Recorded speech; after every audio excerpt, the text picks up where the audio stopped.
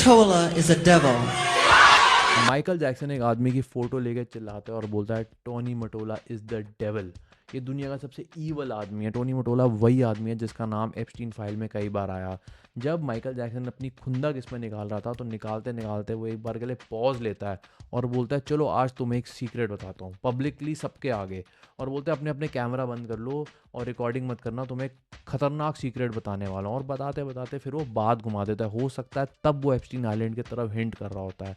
But ये जो moment था ना, यहाँ से एंटरटेनमेंट इंडस्ट्री की सबसे बड़ी वॉर शुरू हो जाती है और वो वॉर में भी डिकोड करने वाला हूँ। वो वॉर थी माइकल जैक्सन और Sony music CEO Tony Matola के बीच में। अब हुआ क्या था इनकी, भाई सोनी को क्या है, पैसे कमा के दे रहा माइकल जैक्सन। क्यों खुंदक थी, इतनी खुंदक इसलिए थी क्योंकि माइकल जैक्सन सिर्फ आर्टिस्ट नहीं था, कमाल का बिजनेसमैन भी था।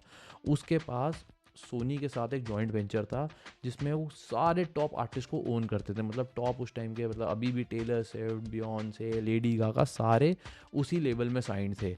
अब टोनी मटोला का दिमाग ये था कि भाई मुझे माइकल जैक्सन का 50% स्टेक भी खरीदना है। अब वो क्यों बेचेगा माइकल जैक्सन, उसे क्या कमी है जीवन में कि वो अपना स्टेक बेच दे। अब होता क्या है कि माइकल जैक्सन का स्टेक बेचने के लिए वो क्रिएट करते हैं उसके लिए एक फाइनेंशियल ट्रैप। माइकल जैक्सन की नई एल्बम का हिट होना उसके लिए बहुत ज़रूरी था।